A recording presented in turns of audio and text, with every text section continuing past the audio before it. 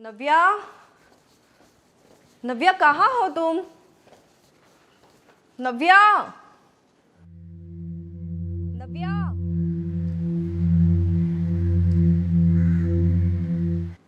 नव्या, माझी नव्या को कहीं देखा है आपने? बेटा शायद थोड़ी देर पहले बाहर की तरफ जा रही थी। देखो वहां देख। बाहर? हे भगवान। नव्या, नव्या, नव्या कहाँ हो तुम? नव्या यहाँ बैठी हो तुम? अरे पूरे घर में ढूंढ लिया तुम्हें। अरे शाम होने आई है, जब देखो तो इस पे बैठी रहती हो, हमेशा गेम गेम गेम। अरे पढ़ाई के लिए तुम्हें कुछ वक्त है भी या नहीं?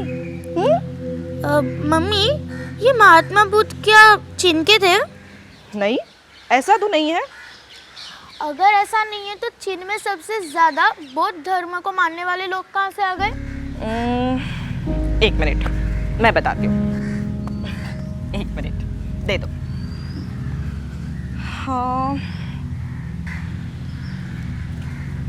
हाँ, ये रहा बिहार। हाँ। बिहार के नजदीक एक जगह है, लुम्बिनी। यहाँ उनका जन्म हुआ था। अच्छा। और बिहार के गया में उनको ज्ञान की प्राप्ति हुई थी। पर मम्मी देखो, बिहार के गया में उनको ज्ञान की प्राप्ति हुई थी, ये बात तो दादी ने मुझे कितनी बार बताई है। बट मेरा सवाल ये है कि चीन में सबसे ज्यादा बौद्ध धर्म को मानने वाले लोग कहाँ से आ गए? गर्मा गर्म चाय। नव्या के सवाल का जवाब इस चाय की प्याली में छुपा है। आपकी ये फिल्मी डायलॉग अब बंद भी करोगे? ये क्या बात हुई अभी? हाँ? मैडम जी, यही तो बात है। जब बात बड़ी होती है, अच्छी होती है, तो बहुत दूर तक जाती है। जैसे कि ये चाय। आपको पता है चाय की खोज किसने की? मुझे पता है, चीन ने की थी। और आज पूरे विश्व में चाय पी जाती है। और आपकी जानकारी के लिए बता दूं कि चाय का उत्पादन सबसे ज्यादा भारत में होता है। पता है आपको बेटा? ठीक वैसे ही महात्मा बुद्ध ने बिहार के बोध गया में ज्ञान प्राप्त करने के बाद ऐसी बात कही, ऐसी सटीक बात की कि पूरे दुनिया में सभी लोगों को वो बात माननी। तुम बाप बेटी की कहानियां ना कभी खत्म ही नहीं होगी। करेक्ट पापा। ये ज्ञान की प्राप्ति क्या है पापा? ये भगवान बुद्ध ने ऐसा क्या किया? बेटा, ज्ञान की खोज में महात्मा बुद्ध ने 7 साल तक अलग अलग तरीके से एक्सपेरिमेंट किया। पापा, एक्सपेरिमेंट्स? महात्मा बुद्ध भी एक्सपेरिमेंट्स करते थे? हाँ बेटा, कभी उन्होंने अन्न जल त्याग दिया, कभी खुद को धरती के अंदर गाड़ लिया, कभी एक पांव में खड़े रहे। इतनी कठोर तपस्या की कि खुद को मृत्यु के करीब ले गए। और अंत में क्या हुआ पता है? क्या हुआ? अंत में उन्हें ज्ञान कैसे प्राप्त हुआ? कैसे? मध्यम मार्ग से, यानी बीच के रास्ते से। ये मध्यम मार्ग क्या है पापा? इधर इधर आओ। हाँ। इधर बैठो। अभी समझाता हूँ। जैसे तुम मम्मी का आईपैड, उनका मोबाइल यूज करती हो, अगर यही चीज तुम हर वक्त करो, हर वक्त मोबाइल में गेम खेलती रहो, तो क्या होगा? मम्मी कह रही थी कि मेरी आंखें खराब हो जाएगी और मैं कमज़ोर पड़ जाऊंगी और मेरा टाइम भी वेस्ट होगा और हाँ, और मैं ना क्लास में कभी फर्स्ट नहीं आ पाऊंगी। एकदम करेक्ट। लेकिन बेटा, इंटरनेट भी जरूरी है। हमें उससे इंफॉर्मेशन मिलता है, जैसे आपको मिला। चीन में बुद्ध धर्म को फॉलो करने वाले सबसे ज्यादा लोग हैं। इसलिए हम आईपैड और मोबाइल छोड़ नहीं सकते, वो हमारे लिए बहुत जरूरी है। ओह, अब समझ में आया पापा। क्या समझ में आया? हाँ, समझ में आया कि मम्मी की डांट से बचने का रास्ता है मध्यम मार्ग। करेक्ट। बेटा इधर आओ। देखो बेटा, मम्मी की डांट में ही नहीं, मध्यम मार्ग में ही सफलता की कुंजी है। मैं तुम्हें दिखाता हूँ। ये देखो एल्बम, ये रहा बोध गया। अच्छा दादाजी, पर ये पीपल का पेड़ ये सब क्या है? बेटा ये जो तस्वीर है ना, ये उस वक्त की है जब हम बिहार में गए थे। इसको बोधि वृक्ष बोलते हैं और इसी के नीचे बैठकर महात्मा बुद्ध ने मध्यम मार्ग का ज्ञान प्राप्त किया था और ये अभी भी वहीं पर है। हाँ बेटा। और इसे देखने ना बहुत दूर दूर से लोग आते हैं, जैसे चीन से, जापान से, कोरिया से और अमेरिका से। और बेटा इसके साथ साथ उन्हें ये भी पता चल गया कि किसी भी चीज की अति बहुत बुरी है। अब देखो, 24 घंटे इंटरनेट के सामने बैठना खराब है ना, और हर समय पढ़ते रहना वो भी मुश्किल है। इसलिए हमें इन दोनों अतियों को छोड़कर एक बीच का मध्यम मार्ग हमें अपनाना चाहिए। क्यों जी? बिल्कुल सही। कभी कभी आप ना दिमाग की बात कर देते अरे मैं हूं ही ऐसा। मैं भी जाऊंगी बोध गया। अरे मैं भी तो देखूं कि वो कैसी जगह है जहाँ पूरी दुनिया से लोग आते हैं और पूरी दुनिया के लोगों को रास्ता दिखाया जा रहा है। अरे वाह, वेरी गुड, आपको भी ले चलेंगे और इसी बहाने हम भी एक चक्कर और मार लेंगे। अरे बहुत मजा आएगा है। अच्छी तरह से दर्शन करेंगे हम भी है। और क्या। और बहू तुम भी चलोगी?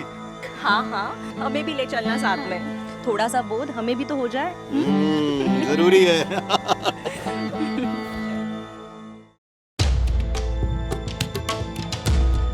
नव्या, उसकी माँ, पिताजी, दादा और दादी, ये परिवार कहीं का भी हो सकता है, देश के किसी भी कोने का। उन्हें ये भी पता चल गया। लेकिन महात्मा बुद्ध की जिस सीख की वो बात कर रहे हैं वो सार्वभौम है, मध्यम मार्ग। मध्यम मार्ग में ही सफलता की कुंजी है।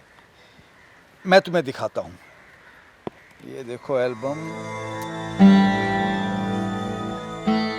महात्मा बुद्ध ने आज से तकरीबन 2500 साल पहले बदलाव का ये क्रांतिकारी रास्ता समाज के सामने रखा था। ये मध्यम मार्ग आज भी लोगों को जिंदगी जीने का सही रास्ता दिखा रहा है। जैसे छोटी बच्ची नव्या को उसके माता पिता ने समझाया, जीवन में संतुलन ही मध्यम मार्ग पर चलना है। महात्मा बुद्ध ने कहा, अतियों को छोड़कर मध्यम मार्ग को खोजो, जो कि दृष्टि देने वाला, ज्ञान कराने वाला, शांति देने वाला है। यह मध्यम मार्ग 8 अंगों वाला है, जैसे कि सम्यक यानी सही या ठीक दृष्टि, ठीक संकल्प, ठीक वचन, ठीक कर्म, ठीक जीविका, ठीक प्रयत्न, ठीक स्मृति और समाधि।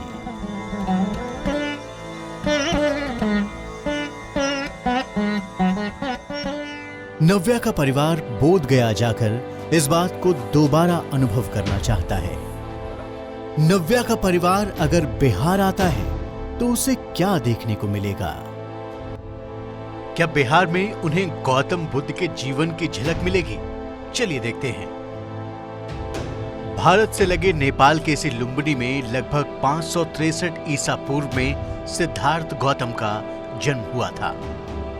इस बात का प्रमाण सम्राट अशोक का ये स्तंभ है। यहां तब साल का जंगल हुआ करता था। सिद्धार्थ की मां का नाम महामाया था। राजकुमार सिद्धार्थ की मां महामाया की मृत्यु उनके जन्म के 7वें दिन ही हो गई थी। उनका लालन पालन उनकी मौसी प्रजापति गौतमी ने किया। लेकिन ब्राह्मणों ने भविष्यवाणी की थी कि यह बालक संन्यास ले सकता है। इस बात से परेशान पिता शुद्धोधन ने दुख से जुड़ी हर बात को अपने महल से निकाल फेंका। सिद्धार्थ के पास महल से बाहर निकलने का मौका ही नहीं था। सुख, भोग, विलास के अलावा भी जीवन का कोई दूसरा रंग हो सकता है, ऐसी बातें सिद्धार्थ से दूर रखी गई। दुख, दर्द, बीमारी, बुढ़ापा, मृत्यु जैसी घटनाओं को सिद्धार्थ ने देखा ही नहीं था। सिद्धार्थ जब 16 साल के हुए तब उनके पिता ने एक और बड़ा फैसला किया। फैसला था सिद्धार्थ की शादी का। सिद्धार्थ का विवाह यशोधरा से हुआ। यशोधरा ने सिद्धार्थ को स्वयंवर में चुना। विवाह के बाद जिस तरह सिद्धार्थ यशोधरा के प्रेम में डूबे, उससे राज परिवार की चिंताएं दूर होने लगी। लेकिन सवाल था कब तक। राजा शुद्धोधन ने महल और उसके आसपास से हर उस चीज या व्यक्ति को हटा दिया था जिससे राजकुमार का मन प्रभावित हो सकता था। लेकिन सिद्धार्थ जब राजमहल से बाहर निकले तब उन्हें पता चल गया कि जीवन मरण के इस चक्र से मुक्ति नहीं है। महलों में भोग विलास के बीच पले बढ़े सिद्धार्थ का इस तरह एक के बाद एक रोग और मृत्यु जैसी सच्चाइयों से आमना सामना हुआ और उन्होंने संन्यास लेने का फैसला कर लिया और घर त्याग दिया।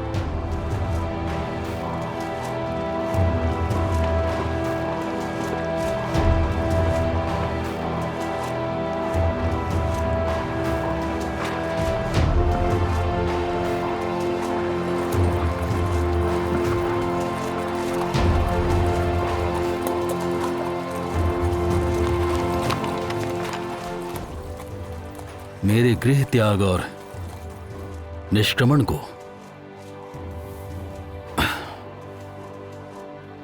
संसार अब अनुमा के नाम से जानेगा। अब सिद्धार्थ पहली बार अकेले थे। कपिल वस्तु से वो पहले तब के मगध की राजधानी राजगृह पहुंचे। गुरु की तलाश उन्हें उस समय के बड़े योगी आलार कालाम के पास ले गई। आलार कालाम ने सिद्धार्थ को कुछ साधना की योग विधियां बताई। इनसे सिद्धार्थ की जिज्ञासा पूरी नहीं हुई। वहां से चलकर गुरु उद्रक रामपुत्र के पास गए।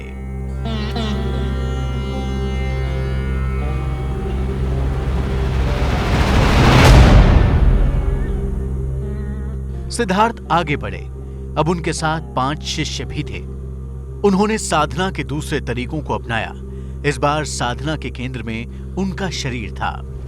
लगभग 6 साल तक इस तरह योग और अनशन की भीषण तपस्या की। अन्न जल त्यागा, धरती में गड़े रहे, एक टांग पर खड़े रहे, शीर्षासन लगाए। ऐसी कठोर तपस्या की जिससे वह खुद मृत्यु के करीब पहुंच गए। बुद्ध ने कहा, मेरा शरीर दुर्बलता की चरम तक पहुंच गया था। जैसे 80 साल वाले वृद्ध की गांठें होती हैं, वैसे ही मेरे अंग प्रत्यंग हो गए थे। सिद्धार्थ समझ गए कि ऐसी तपस्या से उन्हें मृत्यु के अलावा और कुछ भी हासिल नहीं होगा। मरणासन सन्यासी सिद्धार्थ गौतम ने एक बड़ा फैसला किया। उन्होंने अन्न जल लेना आरंभ कर दिया। मरणासन सिद्धार्थ को सुजाता नाम की लड़की ने खीर खिलाई। लेकिन इसका परिणाम यह हुआ कि सिद्धार्थ के 5 शिष्यों ने उन्हें घोर तपस्या को त्यागते हुए देखकर छोड़ दिया। सिद्धार्थ पर उनके ही शिष्यों ने पथभ्रष्ट होने का आरोप लगाया। अब उन्हें घर त्यागे 7 साल हो चुके थे।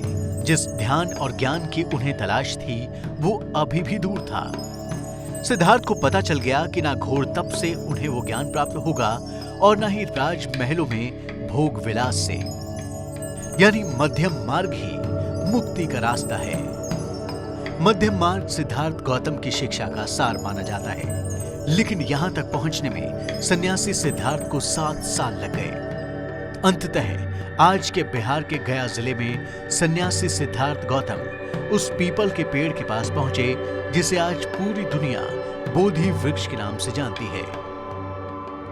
गया पहुंचकर राजकुमार सिद्धार्थ से सन्यासी बने सिद्धार्थ एक बार फिर साधना में लीन हुए थे।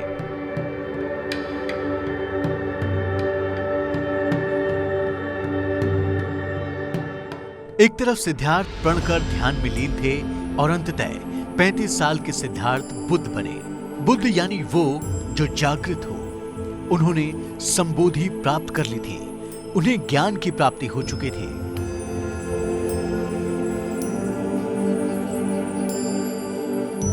सिद्धार्थ बुद्ध बन गए। लेकिन बुद्ध बनने के बाद वो एक बार फिर से दुविधा में थे। जो उन्हें प्राप्त हुआ है उसे बताएं या ना बताएं। बताएं तो किसे बताएं? बताने पर क्या वो लोग उन्हें पागल तो नहीं समझेंगे? गौतम बुद्ध ने इस जद्दोजहद के बाद अपना पहला उपदेश दिया। वही ज्ञान जिसकी प्राप्ति उन्हें गया में हुई थी। भिक्षुओं, इन 2 अतियों को त्यागना। ये 2 अतियां हैं, काम सुख में लिप्त होना और शरीर को पीड़ा देना।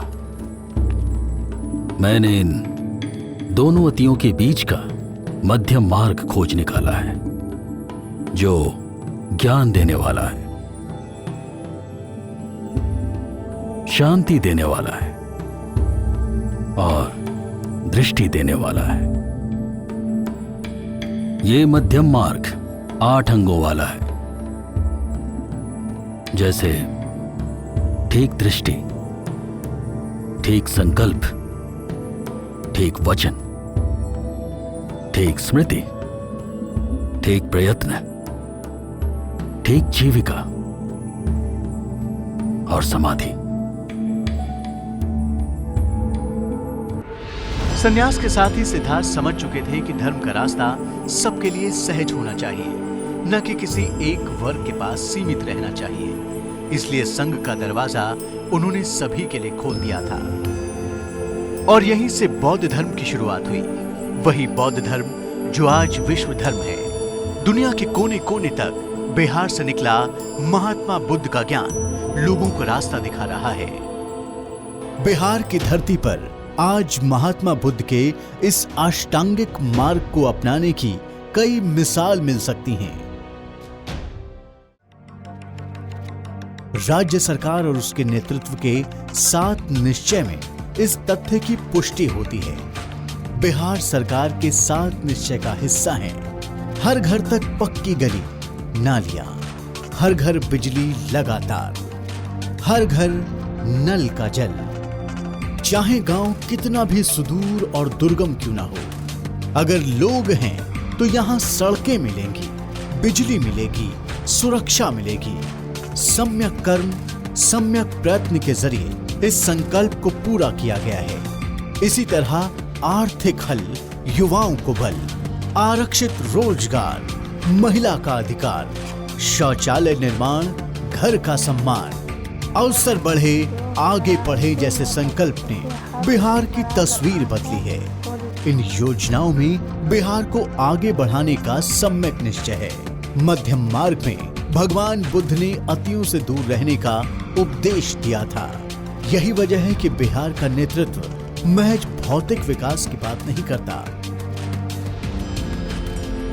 महात्मा गांधी ने बिहार के चंपारण से सत्य अहिंसा का रास्ता दुनिया के सामने रखा था। गांधी जी ने 7 सामाजिक महापाप की बात की थी। बिहार के स्कूल, कॉलेज और दफ्तरों में 7 सामाजिक महापापों की बात दर्ज की गई है। सिद्धांत के बिना राजनीति, काम के बिना धन, विवेक के बिना सुख, चरित्र के बिना ज्ञान, नैतिकता के बिना व्यापार और त्याग के बिना पूजा नहीं करने की बात हो रही है। बिहार के गौरवपूर्ण चरित्र को संवारा जा रहा है। ठीक उसी तरह जैसे महात्मा बुद्ध ने 8 सम्यक मार्ग का ज्ञान बिहार में प्राप्त करके पूरी मानवता को बदलने की राह तैयार की थी।